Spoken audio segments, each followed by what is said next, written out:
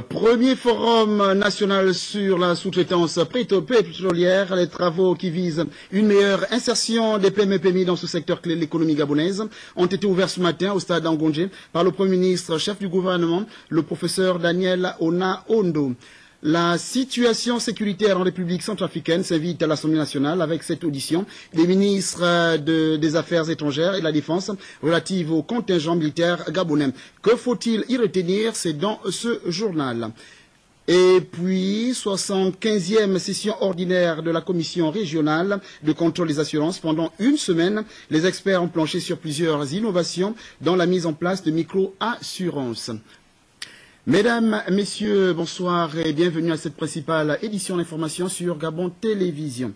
L'actualité reste marquée par l'ouverture ce matin à Libreville, au stade Angondje, du premier forum national sur la sous-traitance pétrolière. Pendant 2 jours, les acteurs de ce secteur vont plancher autour du thème les PME-PMI gabonaises et la sous-traitance dans le secteur pétrolier. Mise en place des mécanismes de politique de développement local. Retrouvons Ghislaine Ondem Asseko et Arnaud Mungo. Comment impliquer davantage les PME-PMI gabonaises dans la sous-traitance pétrolière? La question au centre des discussions au cours de ce forum organisé par le ministère du Pétrole et des Hydrocarbures et leurs partenaires. Je tiens à vous renouveler, Monsieur le ministre, l'engagement de la Chambre de commerce à s'investir à côté d'autres opérateurs, d'autres acteurs, pour la pleine réussite du présent forum, mais surtout pour l'après-forum. Mais pour la réussite de l'après-forum, il est important qu'il y ait une place, un marché, une bourse où les différents donneurs d'ordre, les différents soumissionnaires pourront avoir accès au plus grand nombre en toute transparence. Pour sa part, le patron du département du pétrole est revenu sur certains objectifs du forum devant impulser l'économie du pays et ainsi contribuer à la forte demande sociale. L'un des objectifs assignés à la promotion du tissu industriel national et de favoriser le développement des PME-PMI gabonaises, prestataires de services, notamment pour les grandes entreprises du secteur. Nous savons tous que l'activité pétrolière n'est pas un secteur à utilisation intensive de main-d'œuvre. Cependant, ce secteur fait appel à différents types de sous-traitance dans des domaines relativement simples. Le plan stratégique Gabon émergent, décliné par le chef de l'État, a pour objectif de bâtir une économie compétitive rendant possible cette croissance accélérée et durable pour une prospérité partagée. Des résolutions qui pourraient déboucher sur une meilleure concurrence avec les grands groupes pétroliers du Gabon. Dans le secteur pétrolier, la sous-traitance est très marquée du fait de la spécificité des activités et des corps de métiers mobilisés sur leur conduite. Pour diverses raisons, dans ce secteur comme dans beaucoup d'autres, les PME gabonaises n'occupent pas encore une place significative. 2 jours de réflexion auront suffi à tous ces participants pour décortiquer le cadre institutionnel pour une meilleure implication des PME-PMI dans le secteur pétrolier. Ouvrant les travaux de ce premier forum national, le Premier ministre, chef du gouvernement, le professeur Daniel Ona-Ondo, représentant le chef de l'État, est revenu sur la mise en valeur des PME-PMI dans ce secteur clé de l'économie gabonaise. Retrouvons Ghislaine Ondem Asseko et Arnaud Mungue. Ce premier forum national sur la sous-traitance pétrolière est placé sous le haut patronage du président de la République, Ali Bongo Ondimba.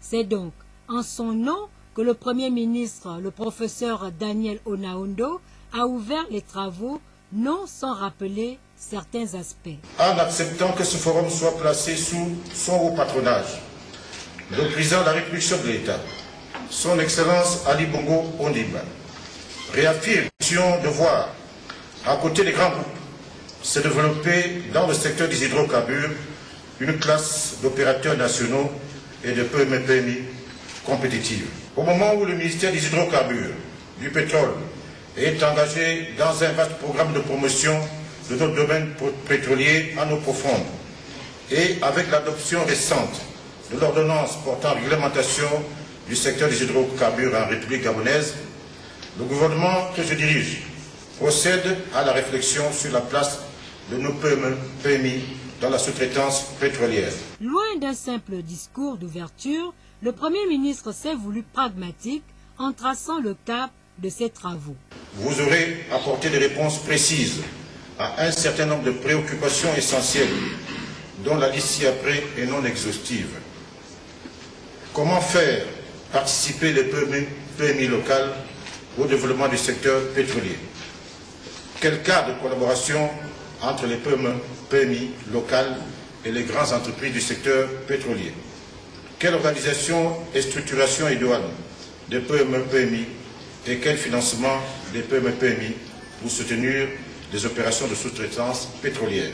Assurément, voici un forum dont les conclusions ne risquent pas de rester lettre morte au moment où l'on parle de la forte demande sociale. Parlons à présent d'assurance avec la 75e session ordinaire de la Commission régionale de contrôle des assurances, au cours de laquelle les experts ont planché sur des innovations au bénéfice des populations. C'est ce que nous rapportent Paul Insiaki et Jean de Dieu Mamboundou. Pendant une semaine, les contrôleurs des assurances vont au cours de cette 75e session ordinaire de la Commission régionale de contrôle des assurances CRCA faire l'autopsie des questions de manière globale relatives aux missions des assurances dans les 14 États membres contenus dans cet ensemble, dont fait partie le Gabon. Le Conseil des ministres, en sa session de décembre 2013 à Malabo, a renouvelé les membres de la Commission de contrôle des assurances et nous tenons notre toute première réunion à Libreville, qui est en fait la terre natale. À l'entame des travaux, les différents membres titulaires représentant la Direction générale nationale des assurances des commissions régionales ont procédé à la prestation de serment en présence du président de l'entité. Concernant certains manquements observés, des mesures coercitives seront prises pour recadrer les missions premières des assurances. La commission, depuis un moment, a mis un accent sur le règlement des sinistres et il y a des sanctions qui sont prévues à l'encontre des compagnies d'assurance qui ne règlent pas les sinistres dans les délais prévus par la réglementation. Au niveau de la zone CIMA, nous avons entrepris un grand projet qui vise à mettre l'assurance à la disposition des populations les plus démunies. Au terme de ces assises qui sont prévues s'achever le 2 mai prochain, ces dernières déboucheront sur des décisions qui vont booster le secteur des assurances en Afrique en vue de toucher le plus grand nombre.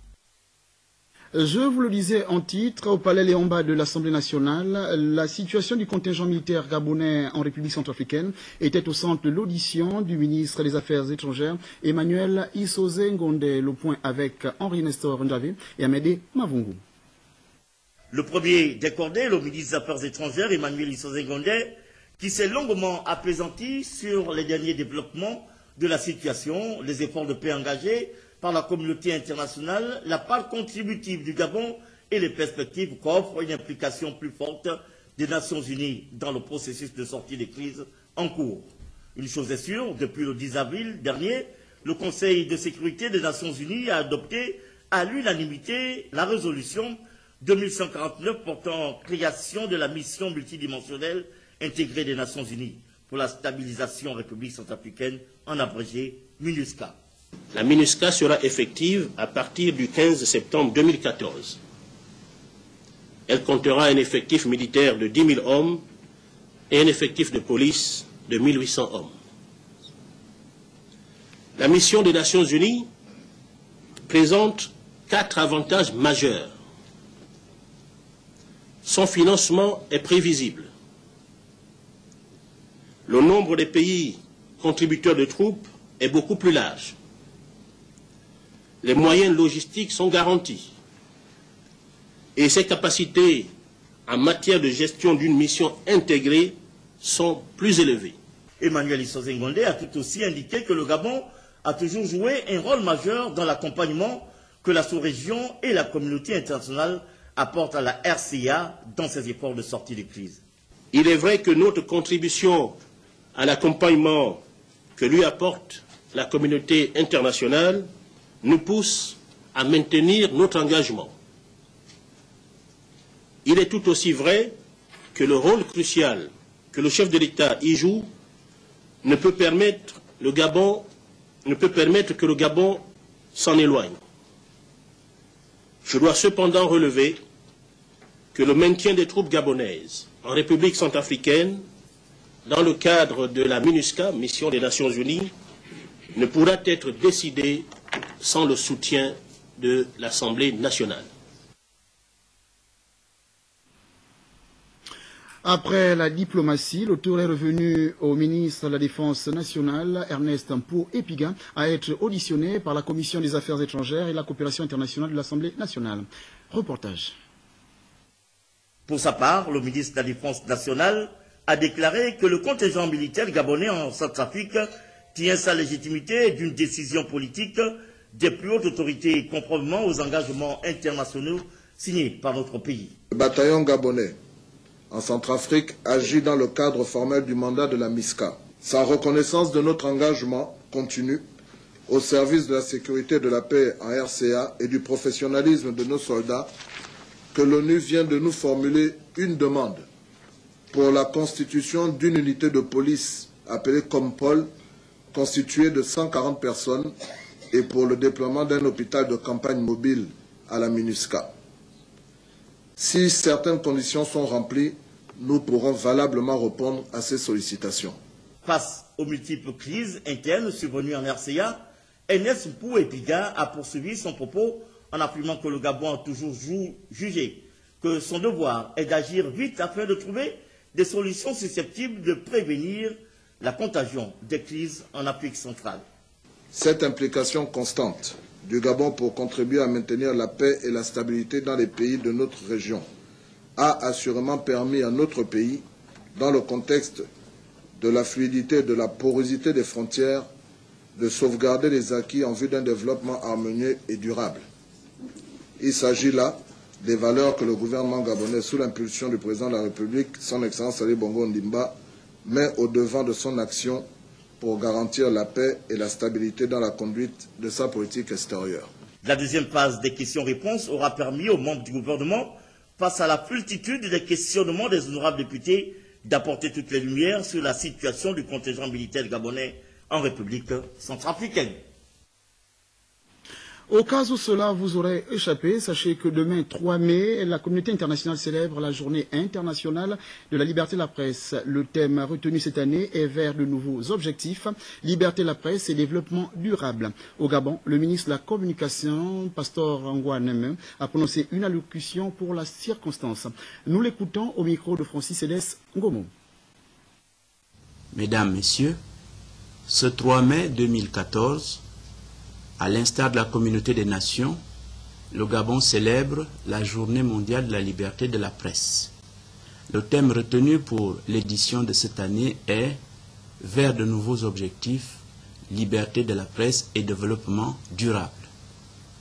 Ce thème renvoie et interpelle sur le rôle et la responsabilité d'une presse libre, en particulier dans la vulgarisation des thèmes du développement durable comme le changement climatique, la défense des écosystèmes, les modes de production économes en ressources. Je rappelle que la Journée mondiale de la presse a été instaurée par l'Assemblée générale des Nations unies en 1993. L'UNESCO, qui coordonne chaque année ses activités, considère que le 3 mai est une journée en faveur des initiatives de défense de la liberté de la presse, et donc l'occasion de dresser sa cartographie à travers le monde, de remettre au goût du jour dans chaque pays l'engagement pour le respect de cette liberté fondamentale. Cette journée est aussi destinée à entretenir le débat entre les professionnels de la communication sur les rapports entre liberté de la presse et éthique professionnelle. Elle rappelle enfin la mémoire des journalistes qui ont perdu la vie dans l'exercice de leurs fonctions. L'engagement de son Excellence, Monsieur le Président de la République, chef de l'État, son Excellence Ali Bongo Ondimba, est de consolider l'exercice de la liberté de la presse dans notre pays. C'est tout le sens de l'aide à la presse financée par l'État.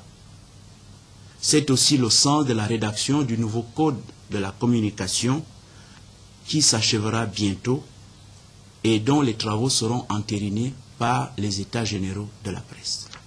Un nouveau code de la communication est en effet rendu nécessaire du fait des évolutions présentes et à venir dans le secteur de la communication, mais aussi en raison de la volonté ferme du président de la République chef de l'État, Ali Bongo Ondimba, de doter le Gabon d'une législation en la matière à la fois respectueuse de nos valeurs, conforme aux standards et à nos engagements internationaux et incluant notamment l'impératif de dépénalisation des délits de presse, l'explosion de la presse numérique, l'assouplissement des règles de création des entreprises de presse et de communication. M'adressant plus particulièrement aux professionnels de la communication, je veux dire que le gouvernement continuera de tout mettre en œuvre pour garantir un environnement propice à l'exercice de la liberté de la presse, afin que, pour paraphraser un célèbre journaliste, vos raisons de vivre, votre raison d'être, qui est d'éduquer, d'informer et de distraire. C'est pour cela que je vous engage à vous arrimer au contexte nouveau qui se dessine et à porter toujours haut le flambeau de la liberté de la presse et de la responsabilité dans notre pays. Je vous remercie.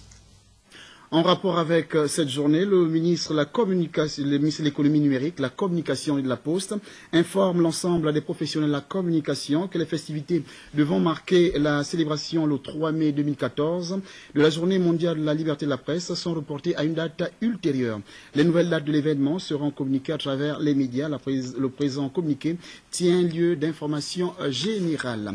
Restons dans ce domaine des droits de l'homme pour dire qu'un séminaire sur la problématique des droits de l'homme vient de se tenir à Libreville. Il s'agit de mettre en place une plateforme sur ces questions de protection humaine. Le point avec Blandine Djawel à Donvé. C'est parce que les Nations Unies ont un regard sérieux sur les droits de l'homme qu'elles applaudissent l'avancée prodigieuse de notre pays vers l'élaboration d'un plan d'action visant essentiellement cette question.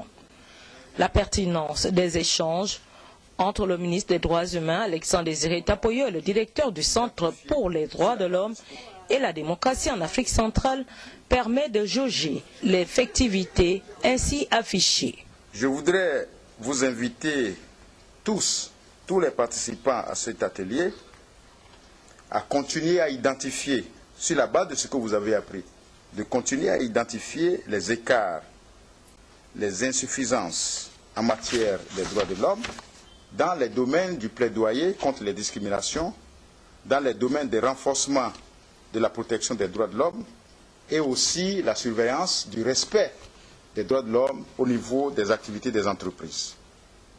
Mais aussi, il y a un point important qu'on oublie souvent, c'est de reconnaître aussi les forces, ce qui a été fait,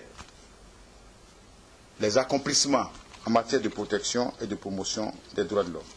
Le ministre Tapoyo, en réponse à son interlocuteur, a dit croire en la volonté du chef de l'État, Ali Bongo Ondimba, de faire bouger les lignes.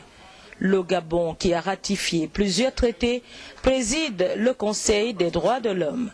De ce point de vue, l'introduction des modules des droits humains dans le système éducatif et dans l'enseignement supérieur, de manière à disposer d'un corps de métier, est une preuve matérielle du ministère dont il a la charge de contribuer de manière efficiente à l'épanouissement de tout l'homme.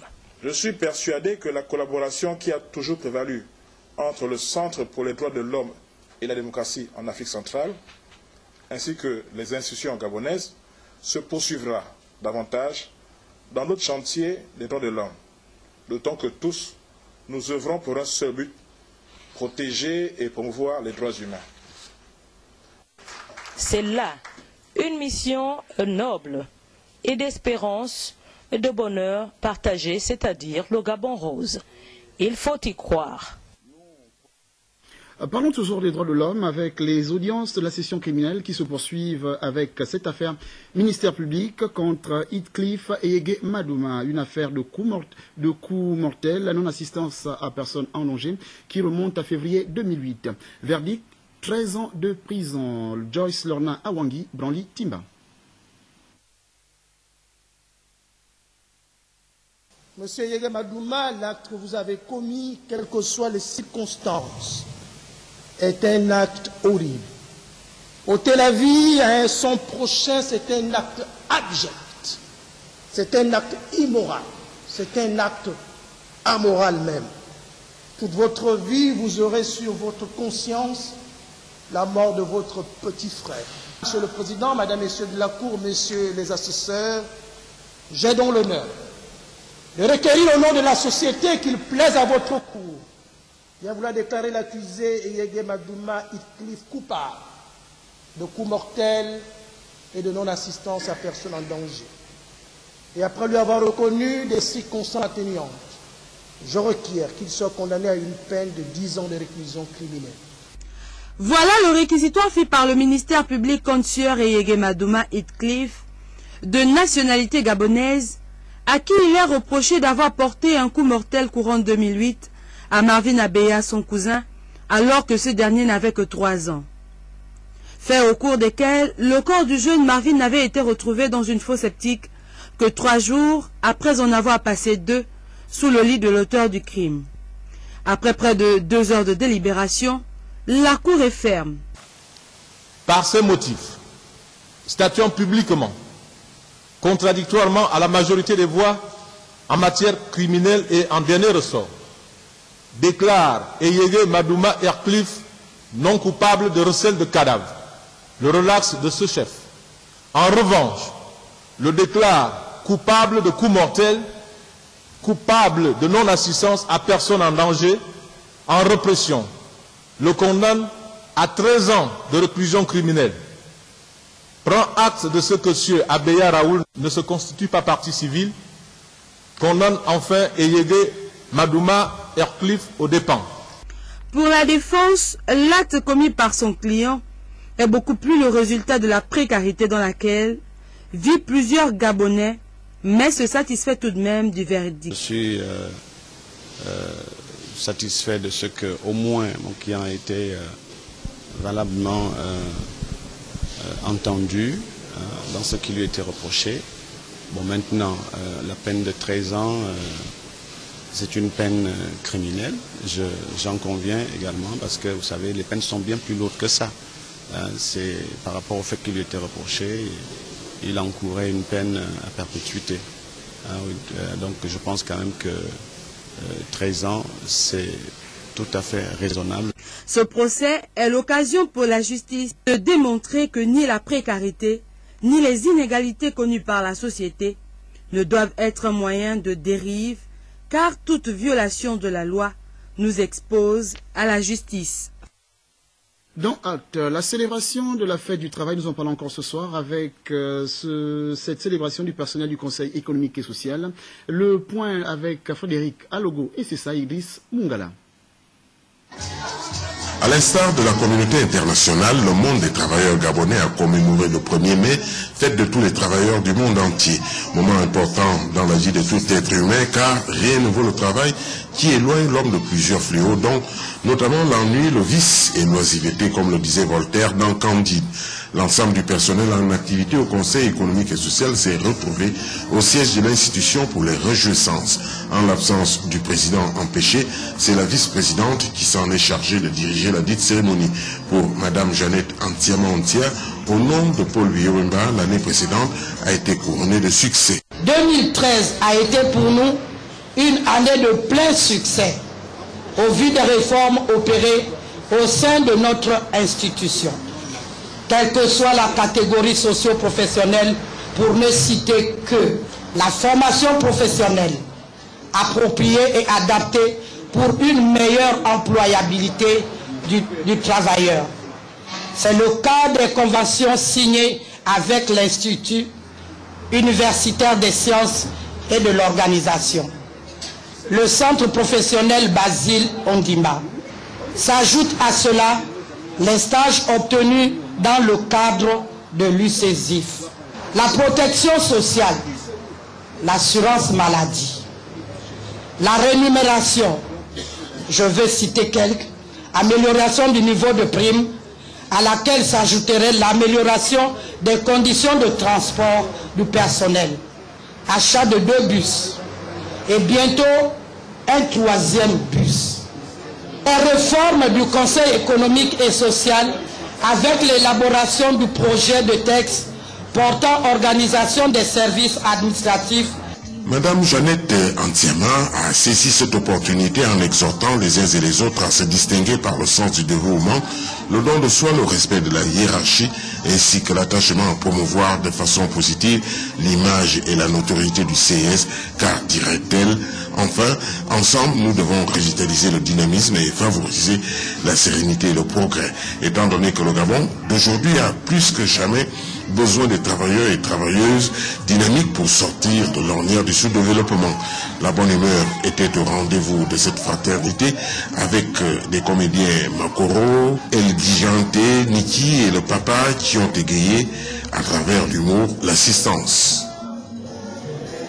Au ministère du Travail, là-bas également, la fête était belle. C'est ce que nous rapportent Pélagine Bouyovono et Jean de Dieu Mambundu. C'est ici, dans le premier arrondissement de la commune d'Akanda, que le syndicat des agents du ministère des Transports et de l'aviation civile a célébré la fête du travail sous le thème « Le travail au cœur du pacte social ». Une commémoration rehaussée par la présence du ministre en charge des Transports et des agents des travaux publics venus partager ces moments d'échange et de cohésion. Une occasion pour les travailleurs de marquer un arrêt pour prendre la mesure du chemin parcouru dans la défense de leurs intérêts, d'envisager des solutions pour l'avenir.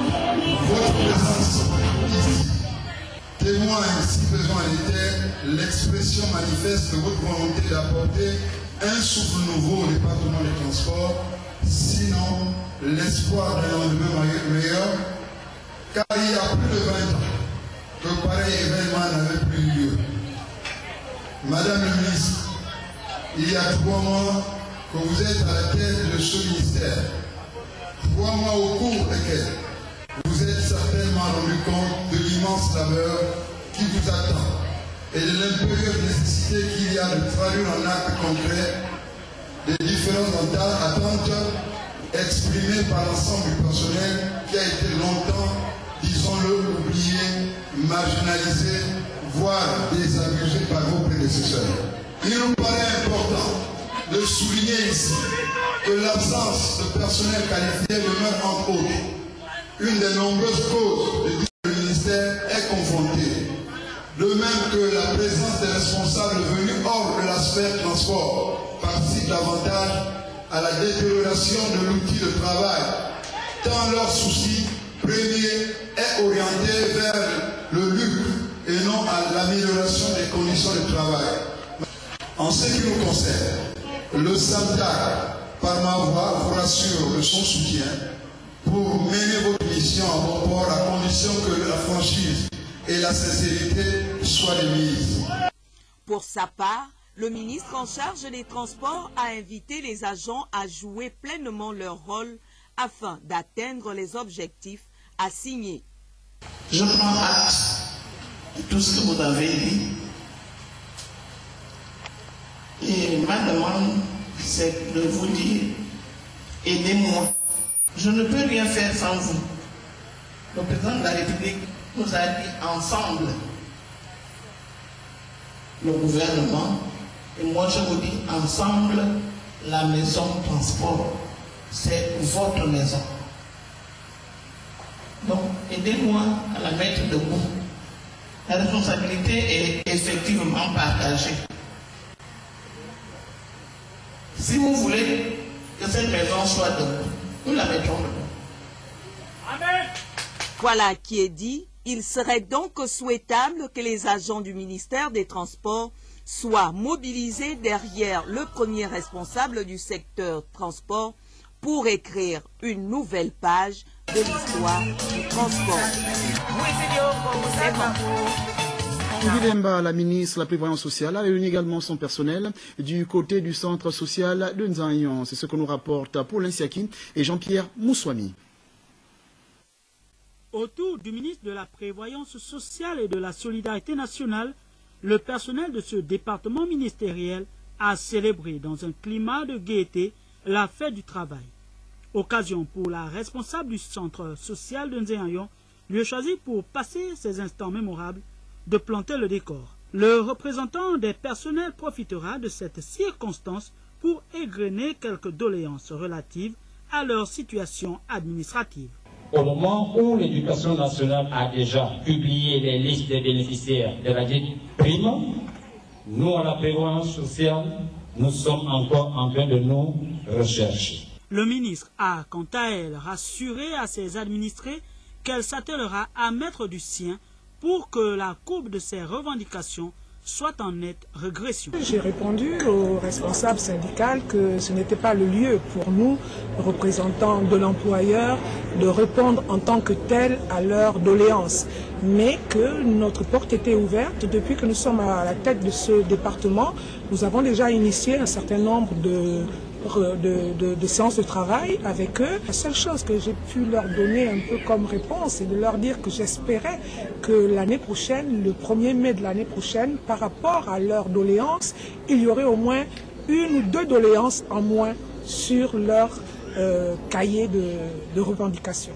Au terme de cette rencontre festive, le ministre s'est réjoui de cette ambiance qui a prévalu lors de cette première rencontre du genre avec son personnel. C'est sous le thème « Un travail décent pour une vie décente » que la fête a eu lieu également du côté de Port-Gentil. Et là-bas, on nous dit que le succès était total. Patrick Simangoy, Victor Mundunga. Port-Gentil, la capitale économique, a revêtu ses plus beaux habits pour donner à la fête du 1er mai 2014 la 128e célébration, toutes ses couleurs, tout l'attrait à un événement de dimension mondiale, l'arrivée du gouverneur de la province de l'Ogooué-Maritime à la tribune officielle. Martin Bogi-Kouma a donné le coup d'envoi de la fête avec d'abord l'exécution de l'hymne national, la Concorde, chantée par la fanfare du conseil départemental de Benjé. Ensuite, la remise des médailles d'or à 32 récipiendaires pour de loyaux services rendus à la nation. La médaille d'or de travail, symbole du fruit des efforts, de la patience et de la fidélité pendant 30 années au sein de l'entreprise. Bien avant le gouverneur de l'Ogooué-Maritime, le geste a été également accompli par l'inspecteur provincial du travail, le préfet du département de Benjé et le secrétaire général de province. Au total, ce sont 358 médailles, bronze, argent et or confondus, qui ont été remis aux travailleurs de la ville de Port-Gentil. Les travailleurs recommandent au gouvernement de la reprise la reprise totale des textes d'application du Code du travail, la révision du Code du travail et des conventions collectives datées des années 1984, la mise en place d'une politique de formation professionnelle adaptée aux besoins des main-d'œuvre de nos entreprises, une rémunération décente des travailleurs, un dialogue social ouvert à tous les partenaires. Le travailleur, qui reste l'alpha et l'oméga du développement d'un pays, mérite qu'on lui accorde du crédit.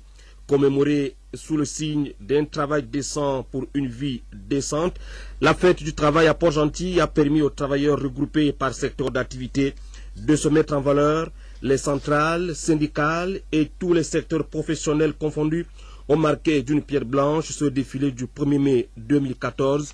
Ils ont tous rendu un hommage particulier aux pionniers du mouvement syndical pour le noble combat de la liberté du travailleur qu'ils ont mené pour le bien-être économique et social du travailleur du monde entier. C'est bien de constater que ce défilé confirme à juste titre que Port-Gentil reste bel et bien la capitale économique de notre pays.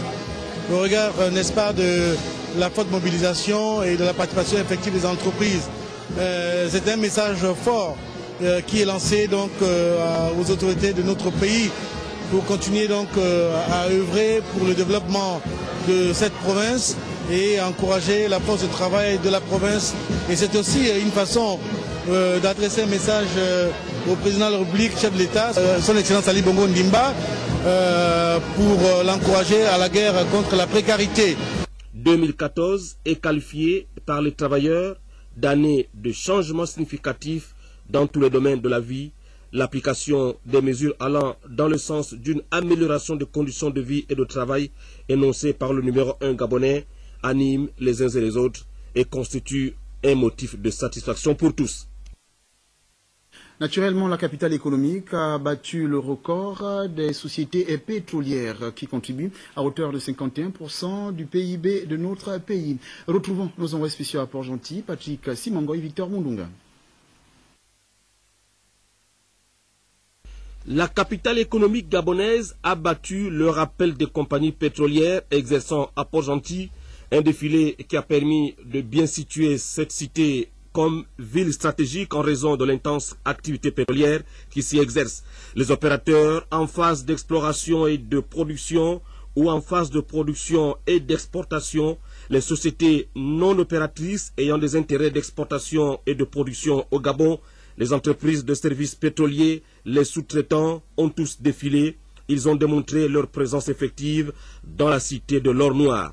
Locomotive de l'économie gabonaise, ces sociétés membres de l'Union pétrolière gabonaise contribuent pour environ 51% du PIB de notre pays, 85% de ses exportations et plus de 65% des recettes budgétaires du pays. Le secteur professionnel, provincial, para-étatique a également fait parler de lui. Les différents passages ont témoigné ici l'amélioration de l'environnement des affaires depuis 4 années, impulsé par le chef de l'État Ali Bongo Ondimba, porteur d'un projet, l'avenir en confiance. Le défilé a été suivi d'une série de réjouissances au sein des entreprises à l'office de port Erad du Gabon. Le 1er mai 2014 a marqué les uns et les autres. C'est ici le travail qui a été célébré, le travail qui est devenu un mode par excellence de socialisation, non seulement par les revenus qu'il procure, mais aussi parce qu'il est générateur d'estime de soi. Désormais, notre secteur portuaire est au centre de tout ce qui va se faire dans le cadre du développement du Gabon. Nous avons une lourde responsabilité. Nous devons être des travailleurs exemplaires. Parce que si le travail ne se fait pas bien dans les ports, cela va se ressentir dans toute notre économie. Il y a des projets importants ici à Port-Gentil. Ce qui est déjà en vue et en négociation, c'est la construction d'un chantier naval. Ce qui est en vue, ce qui est en discussion, c'est la construction d'une jetée au niveau de la zone économique spéciale. Ce sont les 2 projets qui sont déjà identifiés et qui font l'objet des études. 8 heures de travail, pas 8 heures au travail. La différence est grande. 8 heures au travail, c'est qu'on vient, on ne fait rien. Et 8 heures de travail, c'est qu'on travaille réellement et on produit. Même son de cloche à sa trame où les réjouissances post-défilé ont tenu leurs promesses. Sa trame a fêté le 1er mai 2014 sur le signe du travail, parce que c'est une journée de travail. Et c'est normal, puisqu'aujourd'hui, après l'État, on est le premier employeur au Gabon. Donc il est normal qu'on soit devant la scène et pour pouvoir célébrer nos travailleurs. C'est surtout aussi l'occasion de les remercier par rapport aux efforts qu'ils fournissent, parce qu'en général, on est tellement submergé par nos tâches quotidiennes, on n'a pas l'occasion de dire merci aux travailleurs. Donc je profite de cette occasion pour dire merci à tous les travailleurs, particulièrement les miens. Merci pour l'effort, merci pour l'abnégation, merci pour le souci de l'entreprise et merci pour tous ceux qui surveillent le matin pour aller travailler. La fête internationale tire son origine des combats du mouvement ouvrier pour obtenir la journée de travail de 8 heures à la fin du 19e siècle. Le 1er mai 1986 avait réuni environ 340 000 syndicalistes américains dans la ville de Chicago. Cette édition d'information, nous recevons le Martin Alini, le président de la Confédération syndicale gabonaise, COSIGA. Bonsoir, monsieur le président. Bonsoir, bonsoir. Nous vous écoutons. La fête du travail, c'est hier. Aujourd'hui, je viens sur ce plateau pour faire lecture d'un communiqué sur un autre chapitre. Le communiqué dit ceci. En prévision de la révision des conventions collectives sectorielles et d'entreprise, la COSIGA, en accord avec les centrales syndicales sœurs et les syndicats autonomes professionnels, la COSIGA invite les commissaires désignés par leur pairs à une réunion de concertation qu'elle organise le mardi 6 mai 2014 dès 9h à la Chambre de commerce de Libreville. À cet effet, la COSIGA précise que pendant la durée du processus de révision de dites conventions, les emplois... Allez-y, Monsieur le Président.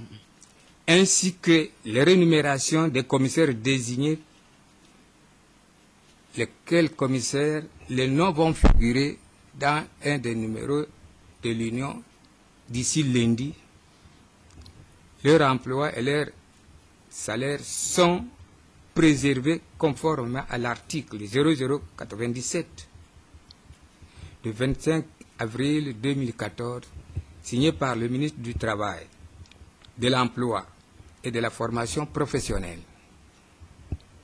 Enfin, la COSIGA informe l'ensemble des Gabonaises et des Gabonais que cette révision des conventions collectives rentre dans le cadre de la politique sociale engagée par Monsieur le Président de la République, chef de l'État, Son Excellence Ali Bongo Ondimba, car de nouvelles dispositions conventionnelles devront permettre d'améliorer le climat des affaires, devront permettre de rétablir la justice sociale et de lutter contre la pauvreté par l'amélioration du pouvoir d'achat des ménages et le maintien d'un dialogue social permanent.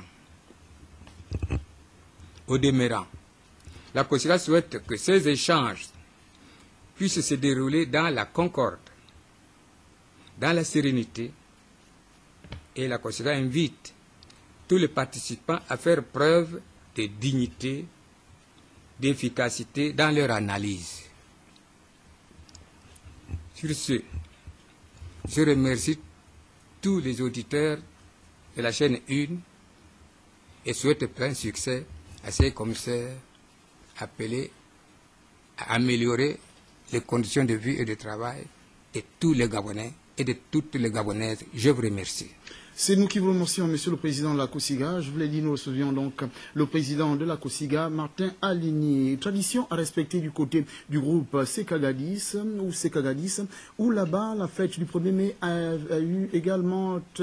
s'est également très bien passée. C'est ce que nous rapporte Ghislaine Andem Asoko, John Michel Boudéan. Dans un style particulier et propre au groupe Sekakadis, les employés de cette entité ont célébré la fête du travail autour de leur président-directeur général, Michel Essongué. Des retrouvailles capitales pour chaque travailleur se sentant mis en valeur ce 1er mai, grâce aux efforts sans cesse fournis par les responsables de cette entreprise. Nous reconnaissons que la société s'investit de plus en plus dans l'amélioration du social de ses employés, à en juger par le dernier en acte, l'aide au logement, qui n'existait pas auparavant et qui est désormais effective. C'est un signal fort qui prouve à suffisance la bonne volonté des autorités du groupe que nous soutenons pour des lendemains toujours meilleurs. À nouveau, parmi ces salariés, le patron du groupe Sekagadis n'a pas caché sa satisfaction au regard des propos constructifs prononcés par les syndicalistes pendant cette manifestation. Michel Essongué, appuyé par ses proches collaborateurs, rassure quant à leur détermination à améliorer les rapports avec les agents. Je voudrais vous confirmer à nouveau mon attachement permanent au respect mutuel entre collaborateurs, à la justice et à l'équité envers et pour tous. J'attends aussi de manière permanente que le savoir soit partagé et non confisqué. Je voudrais que la notion de groupe s'affirme davantage, toujours davantage. Je voudrais que le dialogue soit permanent entre vous, mais aussi entre vous et la hiérarchie, et que la direction générale n'est pas un fort inaccessible, mais que c'est un espace ouvert à vous toutes et à vous tous. Pour préserver le climat de sérénité de la chaîne, les acteurs ont offert aux leaders du groupe un trophée de reconnaissance et un diplôme d'honneur. Les entreprises Ntia Assurance et Ntia Assurance Vie ont également célébré le 1er mai qui symbolise la fête du travail. C'est ce que nous rapportent Amélie Blanchembou et Issima et Chrislin Maïna. Le personnel du groupe Ntia Assurance et Ntia Vie Assurance a marqué d'une pierre blanche la fête du travail commémorée tous les 1er mai de chaque année.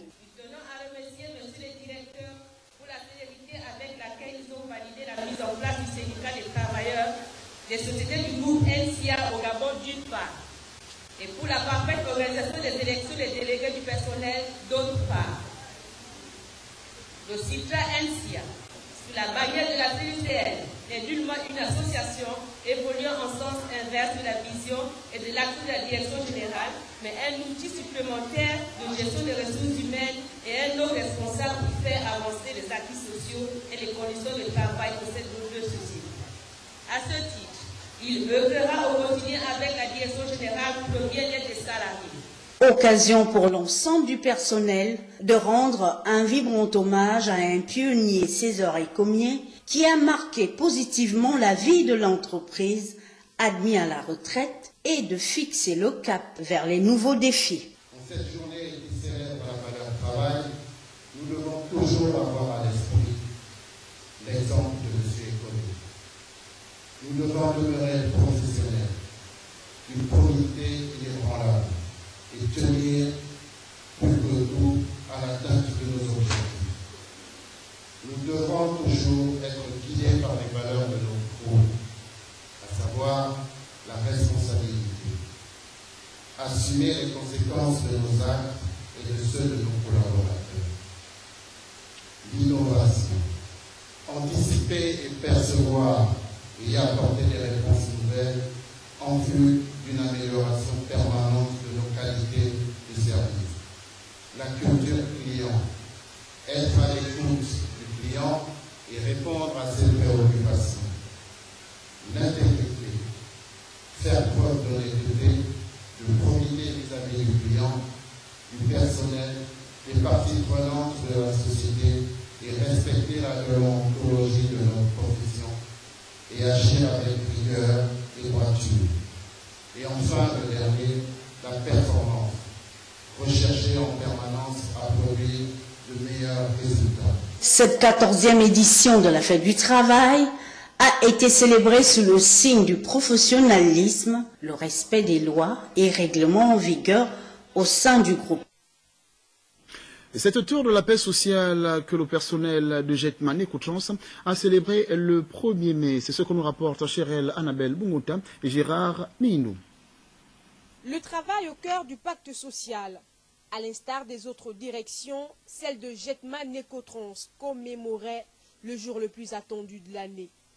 Autour des dirigeants, agents de Libreville et Port-Gentil se sont réunis pour partager ensemble ce moment. Le travail, cette source de satisfaction, cette année aura vu 41 agents de l'entreprise décorés de la médaille de travail, dont 20 d'argent et 21 de bronze. Le personnel se porte bien et la direction fait beaucoup d'efforts pour améliorer les conditions de travail? Actuellement, il y a encore à faire, mais c'est déjà mieux qu'il y a 7 ans quand je suis arrivée.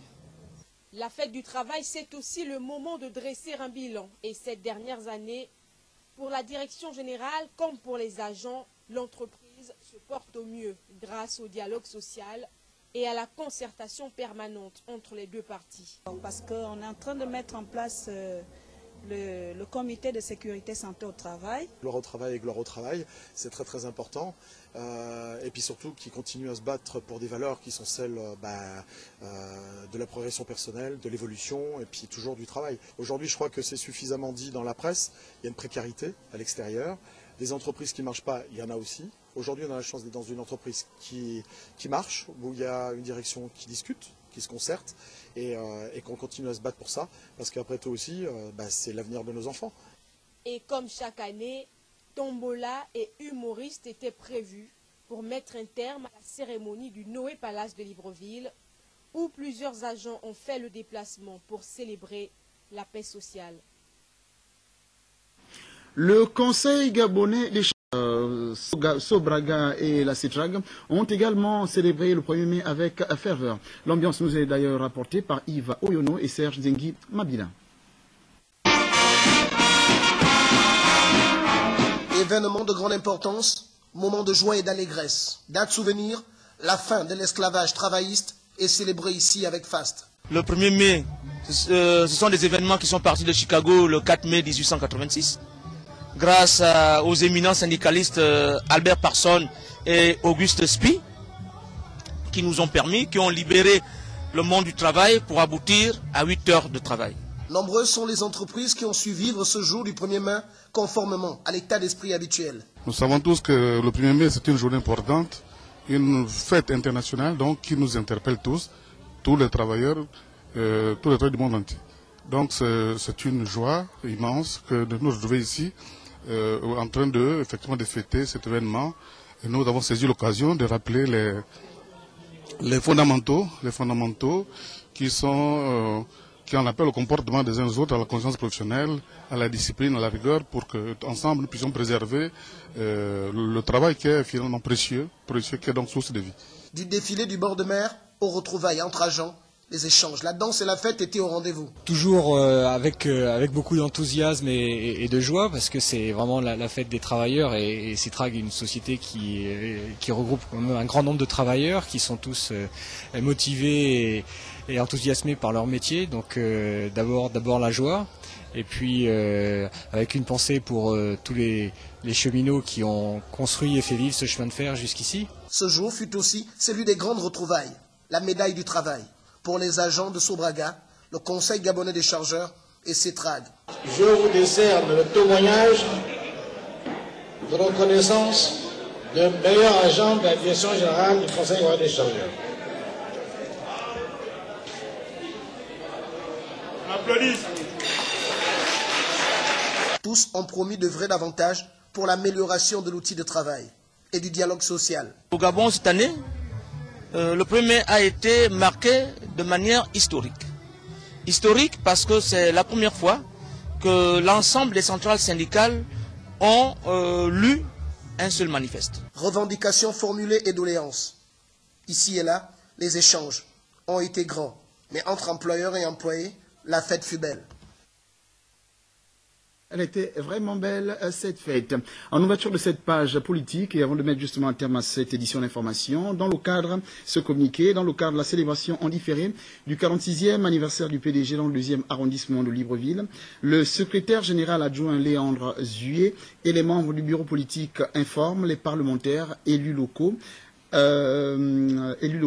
MCN, membres du comité des sages, les secrétaires fédéraux des sections, des comités, les militants et les sympathisants que les manifestations marquant cette cérémonie se dérouleront le samedi, c'est-à-dire demain, 3 mai 2014, au centre de formation professionnelle de Nkembo à partir de 13h. La présence de tous est de rigueur. Et pour mettre un terme à cette édition d'information, nous avons le plaisir de recevoir Dina Koussou, la chargée de la communication de l'UJPDG, qui vient justement nous parler de la journée de l'entreprise de l'UJPDG. Mademoiselle, bonsoir. Bonsoir. Vous allez bien? Oui. C'est quoi la journée de l'entreprise de l'UJPDG? Alors justement, sous le haut patronage du distingué camarade président du Parti démocratique gabonais, Ali Bongo Ndimba, l'Union des jeunes du Parti démocratique gabonais organise demain, samedi 3 mai, de 8h30 à 18h30, la première édition de la journée de l'entreprise dédiée à la jeunesse gabonaise. Et c'est quoi le thème de cette journée? Nous ne dirons pas qu'il y a un terme particulier, mais nous dirons plutôt que l'UJPDG se met au service de la jeunesse gabonaise, d'où l'initiative de cette journée de l'entreprise. Je crois savoir que l'UJPDG a 40 ans. Pourquoi c'est seulement aujourd'hui que vous organisez une journée de l'entreprise? Écoutez, aujourd'hui, nous avons à la tête de l'UJPDG le camarade Vivien Amos Peya, qui a été nommé le 7 avril dernier de l'année 2013.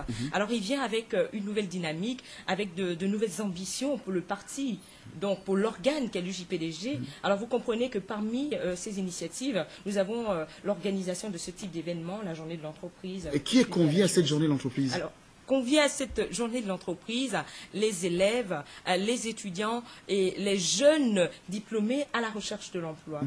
En quoi les jeunes, c'est pour ouvrir les horizons ou bien comment? Pour les jeunes qui sont encore à l'école? Nous facilitons la jeunes aujourd'hui et nous essayons de faire passer un message, celui de dire à la jeunesse gabonaise qu'il n'y a pas que l'administration gabonaise qui peut offrir de l'emploi. Nous pouvons nous tourner vers l'entrepreneuriat parce que l'entrepreneuriat est un domaine vaste qui vous permettrait d'être autonome et de créer des structures. Combien de jeunes de l'UJPDG aujourd'hui ont des entreprises viables? Alors, ils sont tellement nombreux que je ne pourrais ici vous détailler. Mais si vous me permettez, Monsieur Jerry, je voudrais quand même passer cette information. Les chefs d'établissement et les encadreurs sont priés d'orienter leurs participants au lieu retenu par le responsable de la commission de transport. C'est quel lieu alors?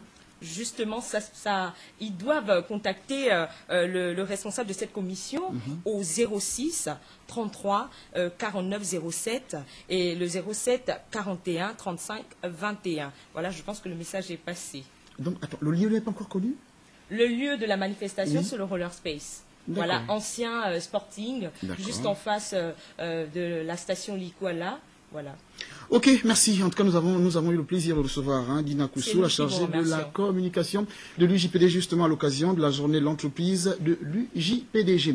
Avant de mettre un terme à cette édition d'information, de communiquer, le président du bureau de la Fédération gabonaise des associations et ONG, FEGASONG, convie les membres du bureau fédéral, ceux de la cellule technique et l'ensemble des présidents des associations ONG ou leurs représentants à prendre part à la réunion qu'il tiendra ce samedi 3 mai 2014 à 10h au siège de l'association Olebempougou, situé au carrefour Léomba, face aux anciens combattants. Compte tenu de l'importance que revêt cette rencontre, la présence de tous est vivement souhaitée également. La Coupe portuaire inter-entreprise du Gabon, organisée par l'ONG Vision 2050, depuis le 26 avril dernier, se poursuit ce week-end au stade de Comilog, selon le programme suivant. Samedi, c'est-à-dire demain, 3 mai 2014, dans la poule A, au Prague reçoit Petro Gabon à 9h et dimanche 4 mai 2014, dans la poule B, Jetma croise le fer avec Comilog à la même heure.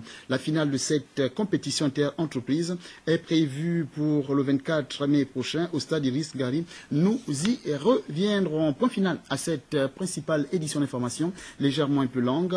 Prochain rendez-vous l'information sur Gabon Télévision demain lorsqu'il sera à 9h30 avec Jacques Fourier Mangumba Amal. J'aurai plaisir à vous retrouver demain lorsqu'il sera 20h. Merci, bonsoir.